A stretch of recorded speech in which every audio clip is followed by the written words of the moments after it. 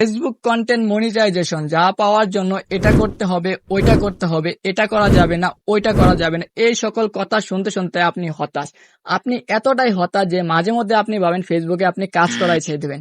কিন্তু আপনি কেন ফেসবুকে কাজ করা ছেড়ে দিবেন? কারণ আপনার তো ফেসবুকে কাজ করতে ভালো লাগে, ভিডিও আপলোড করে ভালো লাগে, রিলস বানাতে ভালো লাগে, এমনকি স্টোরি এবং পোস্ট করতেও আপনার ভালো লাগে। তাহলে কেনই বা আপনি এই কাজ ছেড়ে দেবেন? যদি এখনো ফেসবুকে আগের মতন ইনকাম না দিলেও যারা ফেসবুকে কাজ করে তাদের টাকা ইনকাম করার জন্য এই কন্টেন্ট মনিটাইজেশন প্রোগ্রামটি খুবই ইম্পর্টেন্ট। তো চলুন আজকের এই ভিডিওতে দেখা যাক কি কি কাজ করলে কন্টেন্ট মনিটাইজেশন পাওয়া যায়। তার মধ্যে একটি কাজ আছে যেটি করলে আপনি কন্টেন্ট মনিটাইজেশন পাবেন না। তাহলে জানা যাক কি কি কাজ করতে হবে আপনাকে।